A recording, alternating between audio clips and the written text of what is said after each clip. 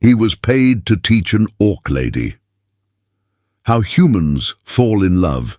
George had spent most of his life teaching other people how to shape words they were too ashamed, too proud, or too frightened to speak aloud. So, when armed riders summoned him to the mountain, fortress of House Karzul, he expected to write a confession, a surrender, or a final letter for some condemned soul. He did not expect Martha. Lady Martha of Karzul was everything the human quarter feared in orc nobility. Tall, battle-scarred, cold-eyed, born to command. Yet she had not brought him there to beg for mercy or draft a treaty. She had paid him for a stranger task, to teach her how humans fall in love. George thought it was mockery until he saw the hidden urgency beneath her stillness. This was no game. Somewhere behind her iron pride, something had already wounded her more deeply than any blade. George lived in the human quarter below Blackrock Fortress, where smoke from the upper forges drifted down every evening and settled over the narrow streets like a second roof. His room was small, cold, and rented by the week above a cobbler's shop that always smelled of leather and glue. He owned little beyond a writing desk, 2 decent shirts, a patched winter coat, and a narrow shelf of worn books bought one by one from market stalls. He was not important. He copied letters for merchants, wrote formal petitions for widows and labourers, and sometimes helped nervous young men put their feelings into words for women they could never have approached honestly on their own. People trusted George because he was quiet, careful, and kind. He had a gift for listening without making people feel foolish.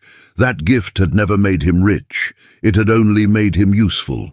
So when armoured riders from House Karzul came to his door after sunset, every neighbour in the hall went silent.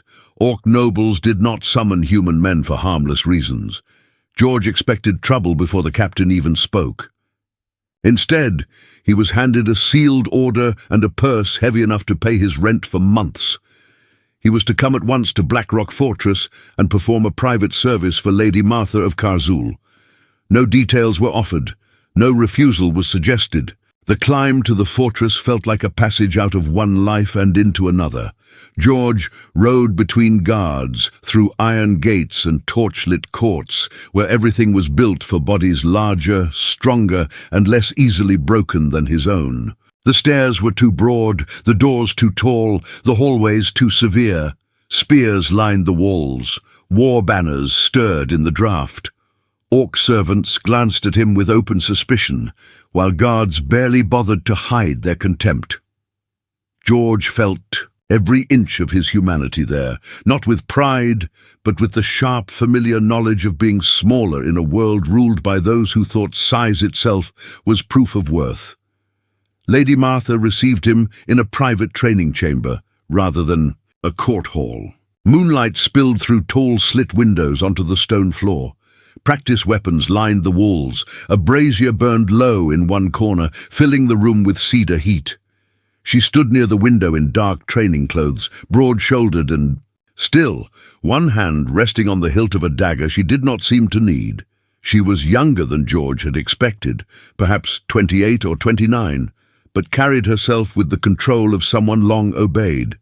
She was beautiful in a severe, dangerous way, scarred, powerful, and utterly unreadable. Martha did not waste time on ceremony. She told George exactly why he had been brought there. He was to teach her how humans fall in love, not poems, not songs, not foolish fantasies. She wanted the truth, how humans choose, what they notice, what they mean when they hesitate, what makes tenderness different from pity, devotion different from need. George thought at first that she was mocking him, but her face never shifted. There was nothing playful in her tone. Only command, and something deeper, something tightly buried. He asked the obvious question, why would an orc lady need such knowledge? Martha's expression hardened at once. He was told that he would ask no personal questions unless invited. The lessons would happen in secret. No servant was to know their purpose. No word of this was to leave the fortress. If it Did George would disappear so completely that no petition writer in the city would dare put his name on paper again? And yet, as the first conversation unfolded, George noticed details that troubled and intrigued him. Martha already knew fragments of human custom she should not know. On the table beside her lay copied verses from human love ballads, a stack of old letters, and a silver ring threaded on a leather cord that she turned once and then hid the moment she saw him notice. She dismissed grand declarations, but when George mentioned small acts, remembering how someone takes tea, waiting beside them when they grieve, noticing what frightens them without being told, something changed in her eyes. Not softness exactly, but recognition. That was when George understood this was not curiosity. Lady Martha was not studying love as a game, or even as politics. Somewhere beneath her iron self-command was a private wound connected to humans, and whatever secret had driven her to summon him was dangerous enough to hide from her own household. By the time George left that first meeting, one truth was already clear. He had not been brought to Blackrock Fortress merely to teach a lesson. He had stepped into someone else's unfinished story. The lessons began the next evening, and from the first moment George understood that teaching Martha would not be simple. She approached the subject the way a commander approached a battlefield, with sharp questions, no patience for softness, and a deep suspicion that anything unstructured must be useless. She wanted rules, signs, predictable patterns. How did a human man know when affection was real? How did a woman reveal interest without surrendering dignity? When did kindness become attachment? When did duty become devotion? George tried to explain that love rarely moved in straight lines. It was often clumsy, badly timed, half hidden behind fear, pride, class, or grief. Humans did not always understand their own hearts, let alone someone else's. That answer clearly irritated Martha. To her, it sounded like weakness disguised as mystery. Orc bonds were built through oath, endurance, public loyalty, and shared hardship. Human love, from where she stood, seemed full of uncertainty and unnecessary pain. So George changed his approach. Instead of speaking of romance as poets did, he began with ordinary things.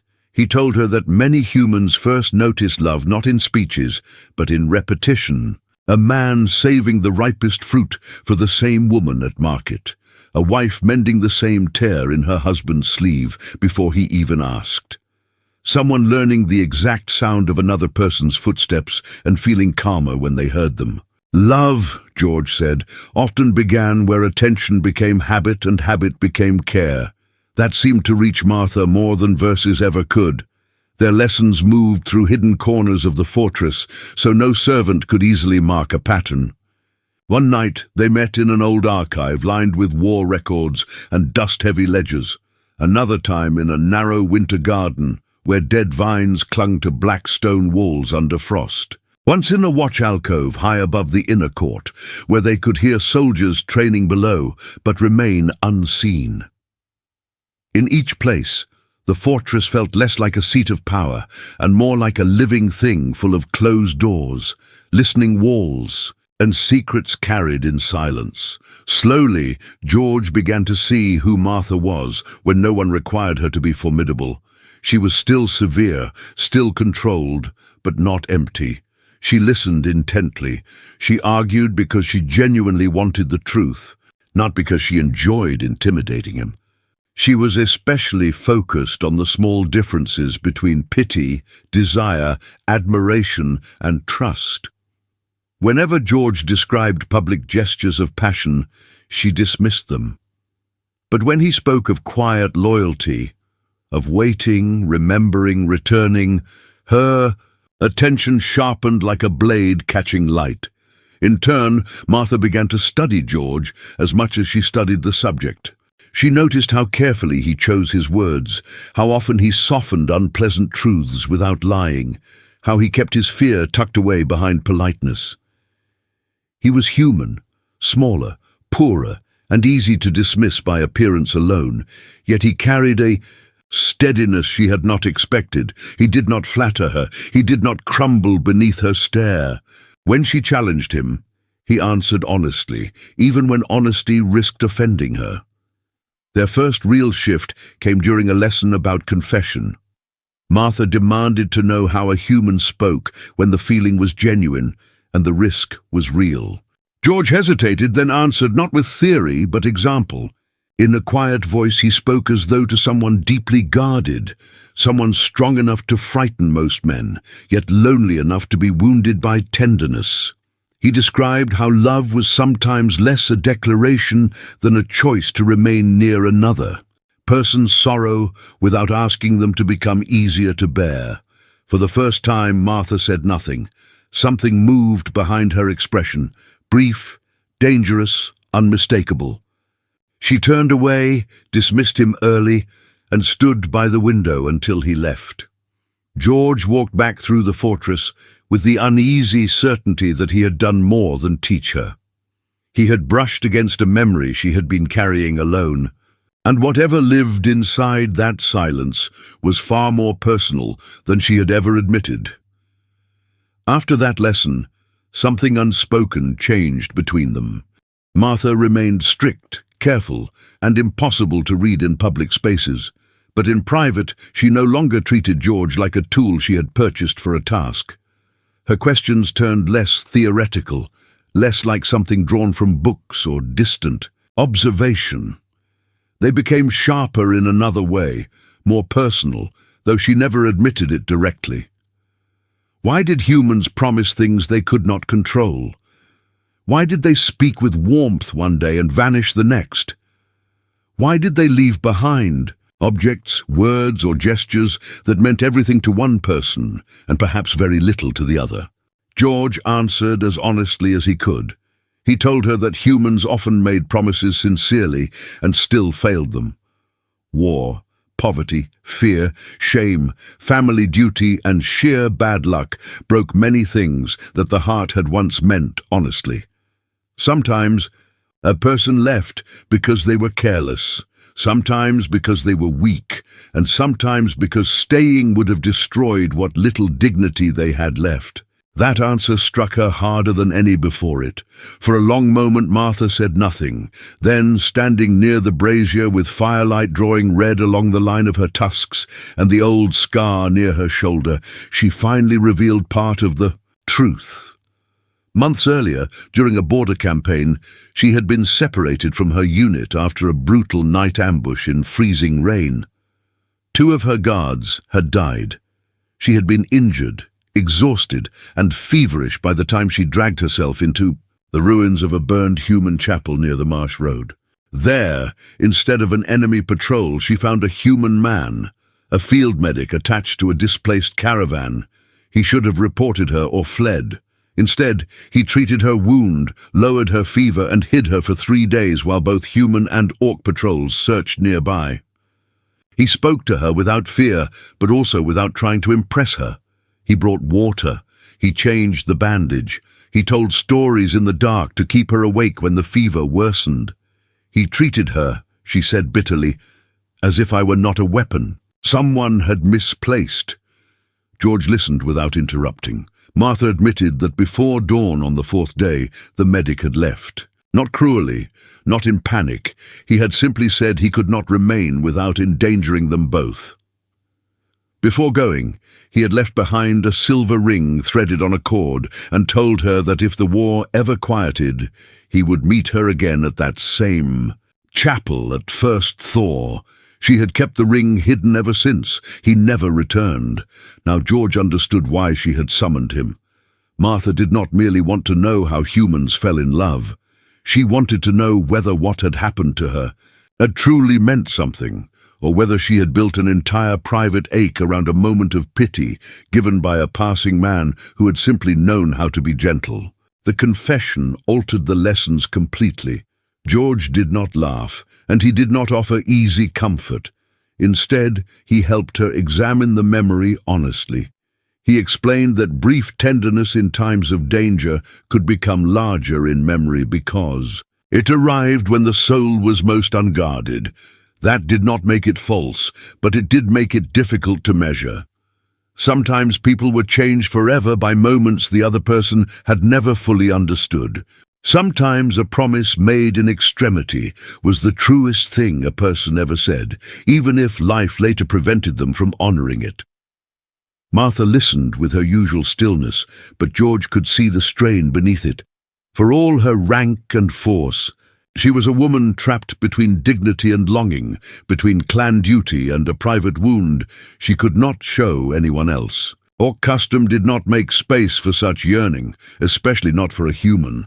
Among her own people, any sign that a noblewoman had emotionally fastened herself to an outsider would be treated as weakness, scandal, or leverage.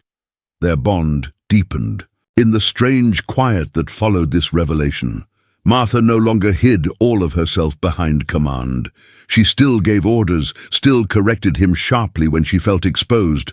But now George could see the woman beneath the title, proud, lonely, intelligent, and deeply afraid of being made foolish by hope. And Martha, in turn, began to notice George in ways she had not allowed before.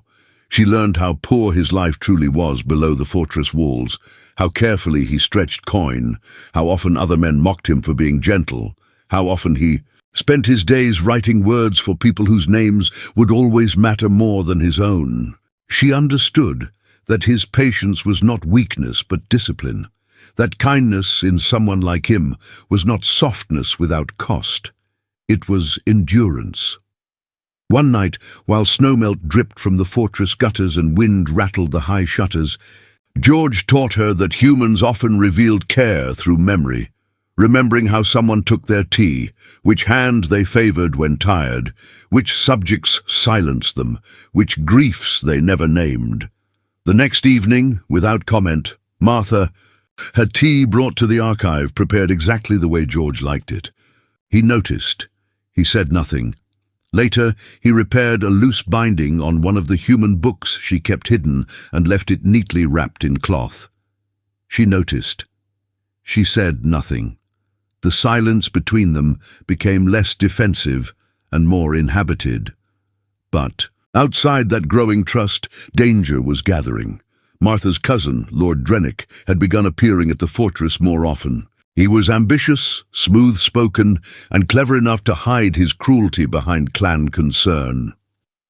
George caught him once watching from the far end of a corridor as he left one of Martha's lessons.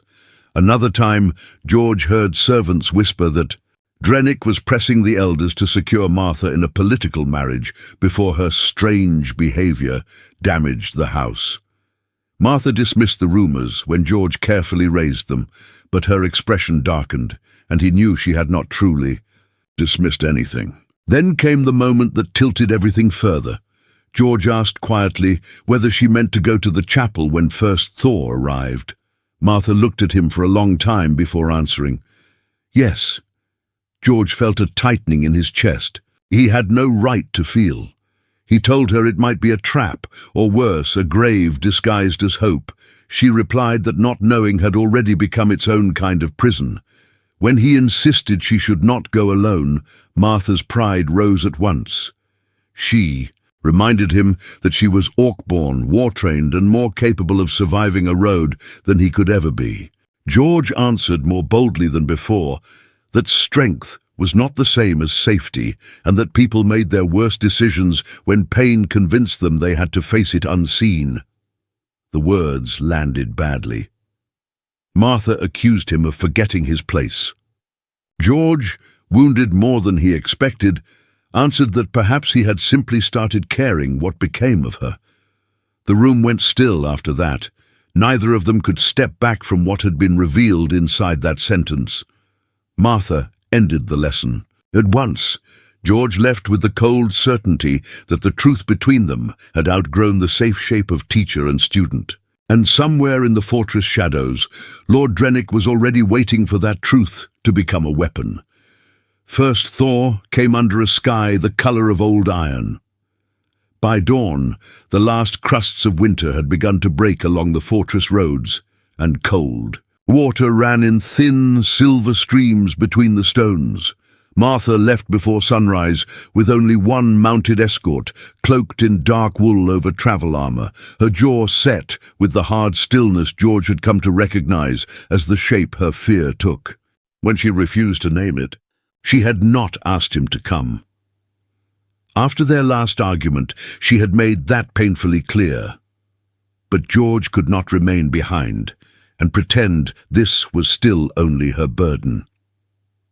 By the time he realized she meant to ride out without telling anyone loyal to her where she was truly going, she was already beyond the lower gate. He borrowed a mule cart from a grain merchant he sometimes helped with letters, rode hard through the muddy road south of Blackrock, then abandoned the cart when the track narrowed near the marsh.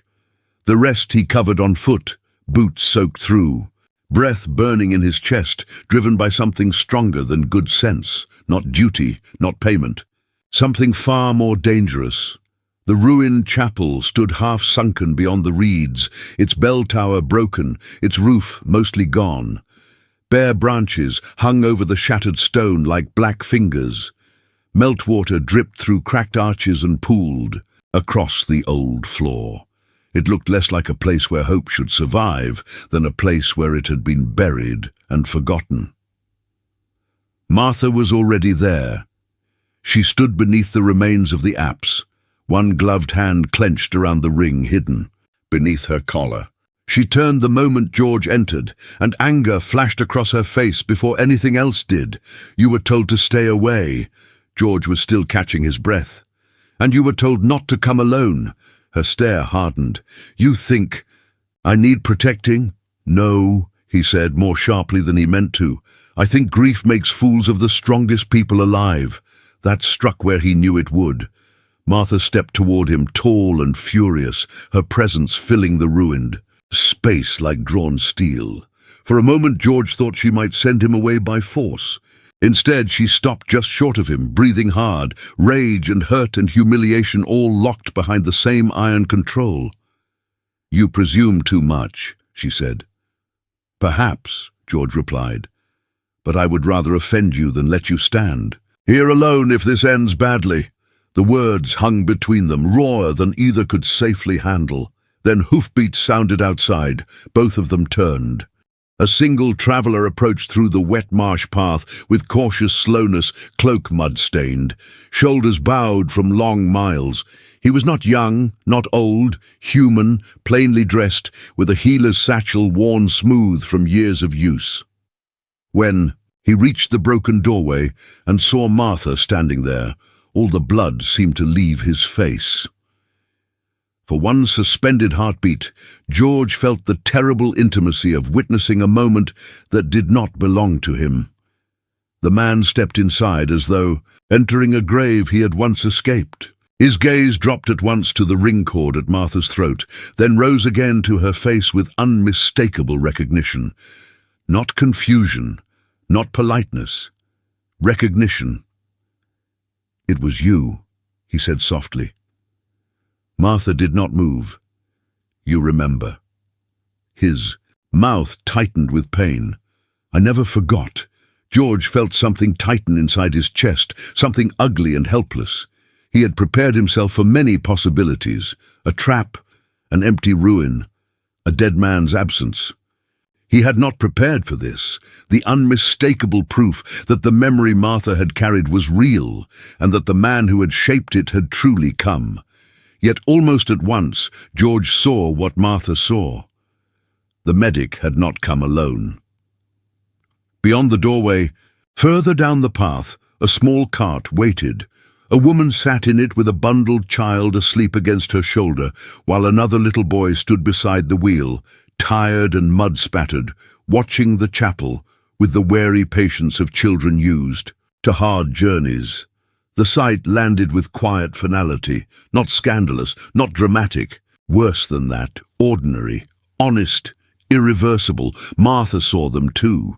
George did not look at her immediately. He could not. The silence that followed was too exposed, too human in its pain. When he finally forced himself to glance sideways, her face had gone frighteningly still, not broken, not outwardly. But the stillness was the kind that comes when someone has been struck in the heart and refuses to bleed where anyone can witness it. The medic stepped forward one pace, shame heavy in every line of him. "I meant to return," he said. "For longer than I can explain, I believed I still would." Martha's voice, when it came, was level enough to cut. "But you did not." "No," he swallowed. "No, I did not." George understood then that the cruelest truth was not betrayal, it was sincerity arriving too late, and before any of them could decide what to do with that grief, another sound broke across the marsh behind them. Many horses this time moving, fast through the thawing ground. George turned toward the shattered doorway, dread already rising. They were no longer alone. The sound of horses came hard through the marsh, splashing through thaw water and broken reeds. George stepped instinctively closer to Martha, though he knew how useless his body would be if steel was drawn. Within moments, riders emerged from the grey morning mist and pulled up outside the chapel in a spray of mud and cold breath. At their front was Lord Drennick. He sat his horse with the easy confidence of a man who enjoyed arriving at exactly the moment another person's dignity was most exposed. Two armed retainers rode behind him, along with an older clan witness wrapped in dark furs, the sort of man brought not to fight, but to remember. George understood the shape of the trap at once. Drennick had not come for violence first. He had come for proof, for scandal, for leverage. His gaze moved from Martha to George, then to the human medic standing in the chapel doorway, and finally to the family waiting by the cart below the rise. What pleased him most was not the scene itself, but the number of ways it could be twisted. "Well," Drennick said mildly, dismounting, "this is uglier than rumour promised." Martha did not rise to the bait. She stood like carved stone beneath the broken arch, shoulders squared, chin lifted. "You followed me." "I protected the interests of our house," Drennick replied. "Which is more than I can say for you." George saw the medic tense, clearly understanding that he and his family had stumbled into something dangerous. The woman at the cart pulled the child closer. The little boy stared wide-eyed at the riders. Too frightened even to speak, Drennick stepped into the chapel, boots dark with marsh water. "A secret meeting with not one human but two. One hidden in your fortress for private lessons, another fetched from the border ruins like a keepsake from a shameful dream." His mouth curved faintly. "Tell me, cousin, should I be offended? For the clan, or merely embarrassed?" George felt heat rise in his chest. He knew exactly what Drennick was doing. He was making Martha choose between status and mercy, between survival and honesty. If she denied everything, George could be blamed as a manipulative human intruder. If she defended him, Drennick would turn that defense into evidence of corruption. If she reacted with anger, he would call her unstable. Every path had been narrowed. In advance, the medic took a breath as if to speak, perhaps to claim responsibility for the old promise, but Martha gave the smallest movement of her hand, stopping him. This was her battlefield now. "You have no authority here," she said. Drennick smiled. "Today, perhaps not in name, but by sunset, after I present this little pilgrimage to the elders, authority may become a much more interesting subject." George knew then what he had to do. He stepped forward before fear could stop him. "She summoned me for instruction. In human custom," he said. "Nothing more. If anyone is to blame, blame me. I encouraged the journey. I misread her trust and presumed upon it." Martha turned her head slightly toward him, and even without looking full at her, George could feel the shock in her stillness. He kept going, forcing the lie into shape. "I am poor, my lord. Easy to buy, easier to threaten. If impropriety exists, here lay it on me." The words tasted like ash. He was not brave in the clean, shining way heroes were brave in stories. He was terrified. But this, at least, was something his smallness could do. He could become the thing thrown away. He could make himself the lesser damage. Drennick's eyes lit with satisfaction. At last, some honesty. But before he could advance that advantage, Martha moved. It was only one step, but it changed the entire room. She came to stand beside George, not before him as a shield, not behind him as someone making use of a servant, but beside him, openly, deliberately, in full view of Drennick, the clan witness, the medic, and the frightened family beyond the doorway. Her voice, when it came, was calm enough to freeze blood. "He stands under my protection." The old witness shifted at that. Even Drennick's expression altered just slightly. In human eyes, the sentence might have sounded simple. In Orc custom, it was not. A noble did not publicly place their word over someone low-born or foreign unless they were willing to let their own honor be judged by what happened next.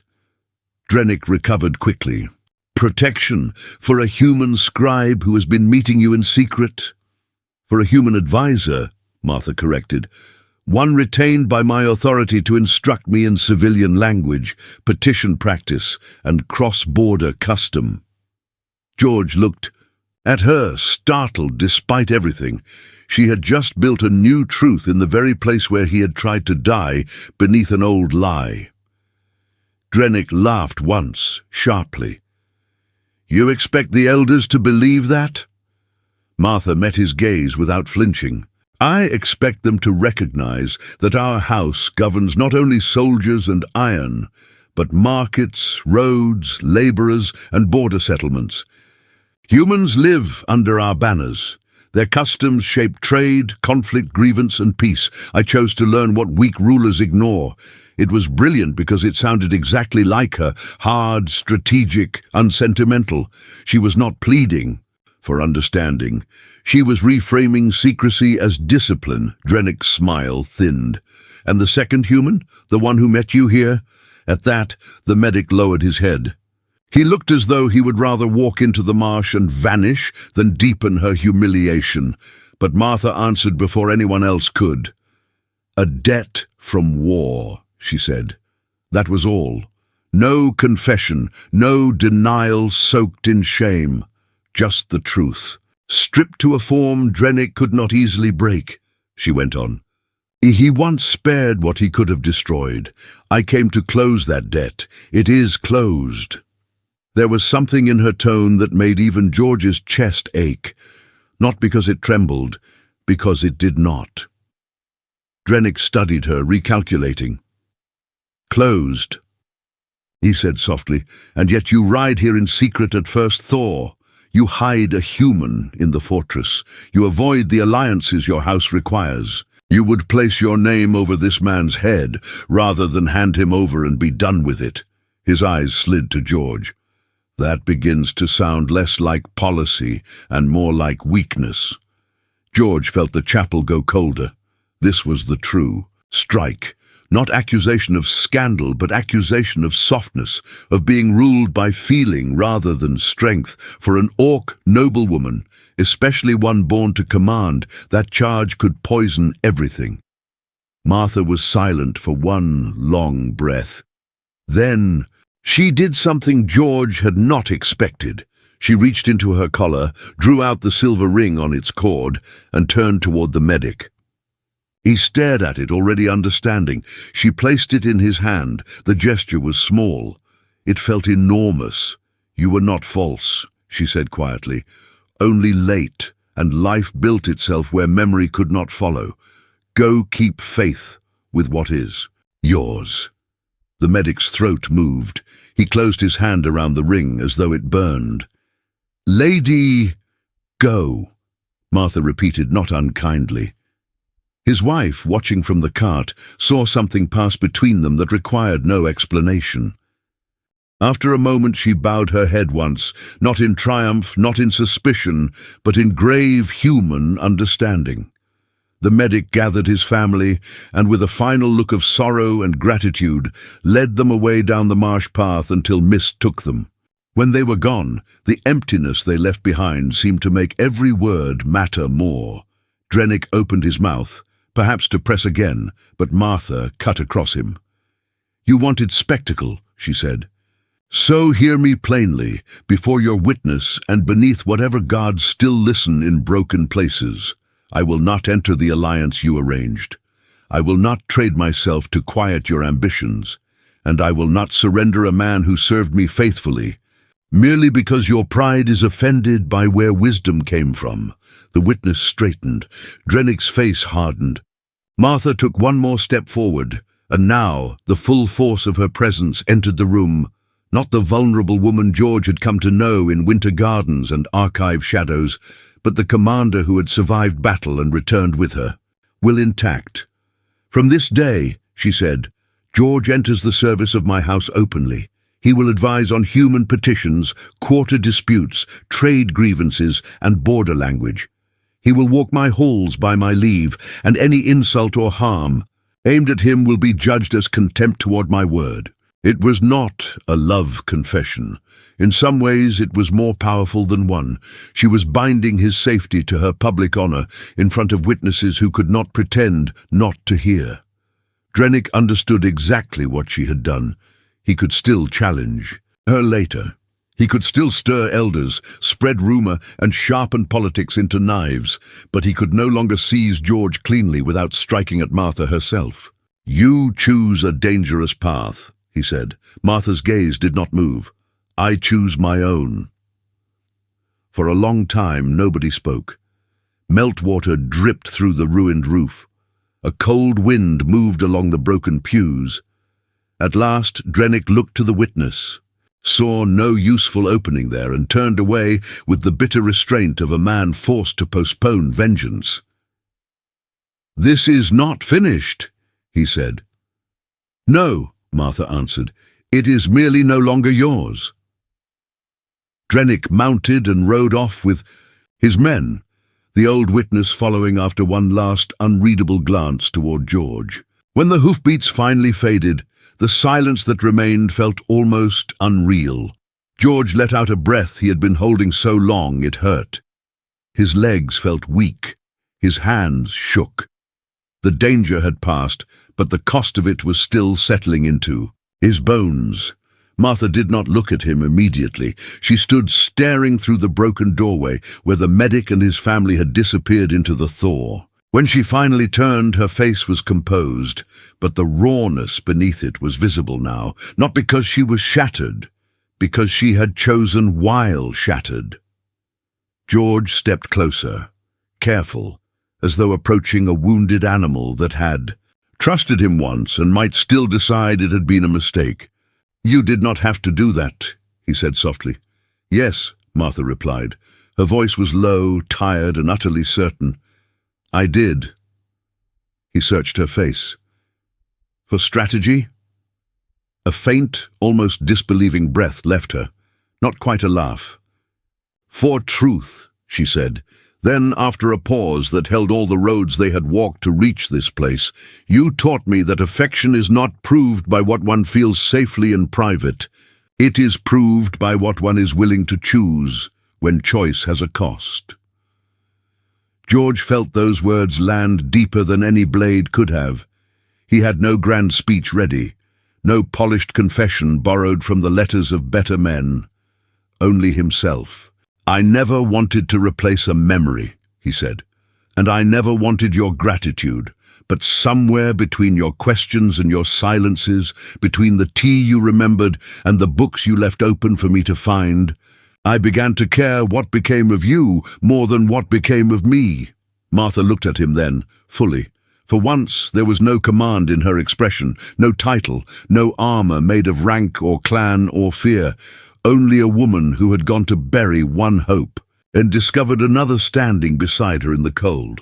In her people's way, sacred things were rarely rushed. She lifted one large, scarred hand and placed it over his. Not possession, not performance, a choice. "In my world," she said, "a bond begins when trust is returned under witness." George's fingers closed carefully beneath hers. Outside, First thaw continued across the marsh, and water moved beneath the last skin of winter, quiet and unstoppable. The story did not become easier after the chapel. If anything, truth made everything harder. By the time Martha and George returned to Blackrock Fortress, rumor had already outrun them. In the lower human quarter, people whispered that George had been dragged into some noble scandal and would either disappear or come back, changed into someone unrecognizable. In the upper halls, servants lowered their voices when Martha passed. Guards, who had once ignored George entirely, now watched him with a different kind of attention. Less contempt, perhaps, but more danger. He was no longer invisible, and in a place like Blackrock, visibility was its own risk. Drennick wasted no time.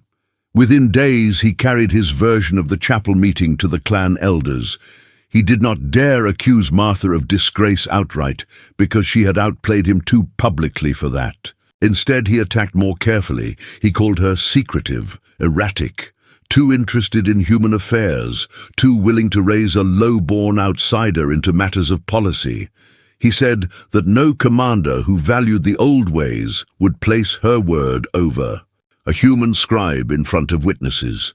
He framed George not as a lover, because that charge could not be proven cleanly, but as influence, something softer, subtler, more corrosive.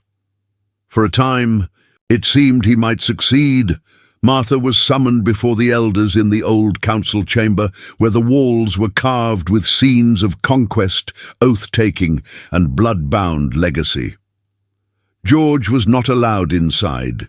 He waited below in a stone passage, open to the wind, pacing until his legs ached, knowing every minute in that chamber might shift the rest of both their lives. He had no sword, no title, no clan name to place behind her. Only patience and the awful helplessness of loving someone who had to fight where he could not follow. When Martha finally emerged, she looked as though she had walked through fire and refused to let it mark her. She had not won peace, but she had won ground. The elders did not trust George, and many never would, but neither could they dismiss the practical truth Martha had forced into the center of the debate. Human grievances in the lower quarter had been worsening for years. Border trade had grown fragile. Petitions often became unrest because nobody in power bothered to understand how humans asked for help until anger made them dangerous. Martha had used Drennick's own attack against him, arguing that strength did not lie in ignorance of the weak, but in ruling them so well they had less reason to become enemies. In the end, the council allowed her new office to stand, on trial, temporary, watched from all sides. George would serve House Khazul openly as a human advisor in matters of petition, trade language, and quarter disputes. But the price was heavy. Martha lost command over one section of her military forces, stripped away under the excuse of necessary focus. 2 alliance offers were withdrawn in insult. Several noble houses turned colder toward her. Drennick was denied immediate victory, but not silenced. He retreated into patience. Their love, before it was ever spoken aloud in full, had already cost them power, safety, and simplicity. Yet something had changed that neither council judgment nor rumor could undo. George began walking halls where no human of his standing had been allowed to walk before. At first it was miserable. Every room reminded him he had entered by Martha's choice, not by natural right. Scribes from noble households dismissed him politely. Stewards tried to bury him in meaningless work. Guards forgot to move when he passed. But George had spent his whole life surviving places where he was treated as lesser. He knew how to endure contempt without becoming it. He listened. He recorded. He translated not only words, but intentions, fears, hidden insults, and practical needs. He became useful in ways no one could quite deny. Slowly, that usefulness turned into something more solid.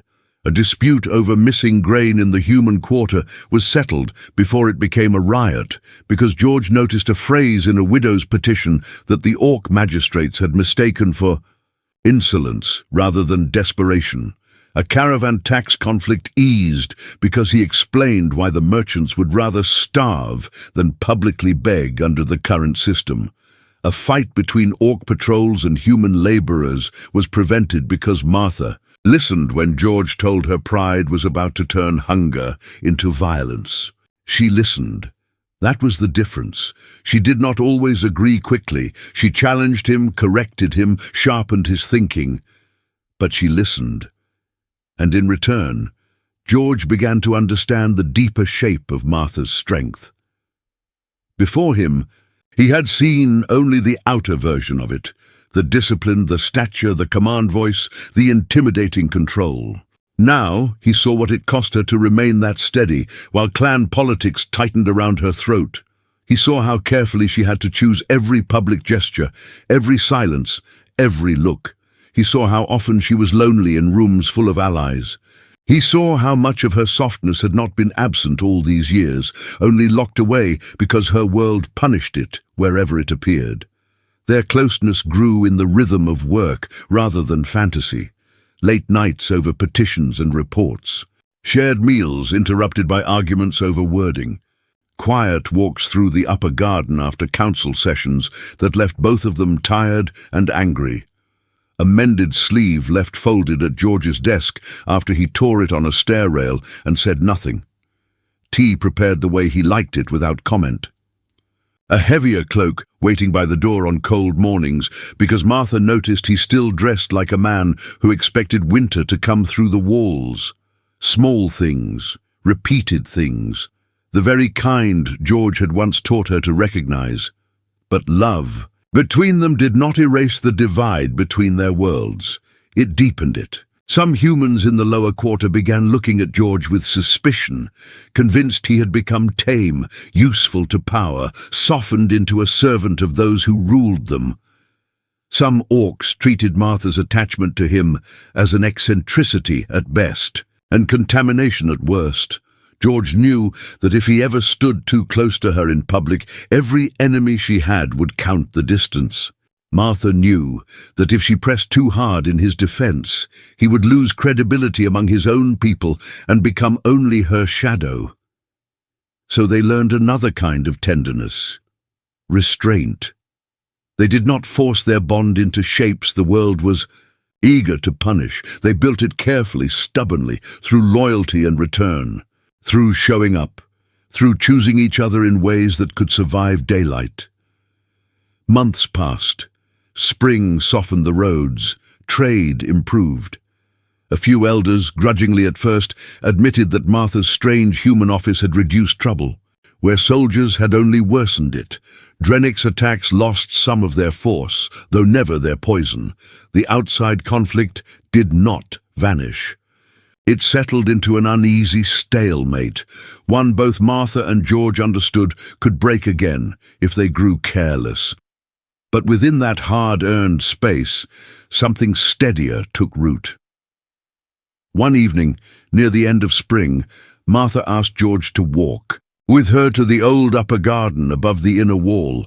It had once been a place for war herbs and winter stores, severe and practical, but over the years some forgotten hand had planted fruit trees there. Most still grew crooked from the mountain wind. One stood near the center with low branches just beginning to hold pale blossom. George recognized it at once. Months earlier, in one of their earliest lessons, he had told Martha about a small, human custom from his quarter. When people were too poor for gifts and too private for songs, they sometimes tied strips of cloth to a tree branch in spring, each marked with a hope they were afraid to speak aloud. Not a grand ritual, just a quiet way of letting the heart be seen by the season. Now, beneath that tree, strips of cloth were already tied, not many, just 3. One was dark red, marked in Martha's careful hand, with an orc vow sign meaning, "I stand and do not depart." Another was plain white, with a human phrase written, more roughly beside it, but still readable, to be known and not feared. George looked at the third strip for a long moment before he understood why his throat had tightened. It was blank. Martha stood beside him, broad-shouldered in the evening light, her face unreadable in the old familiar way that no longer frightened him.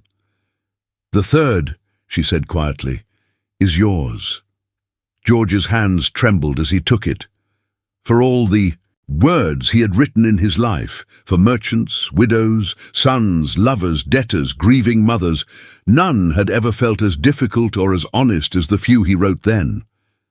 He tied the cloth beside hers.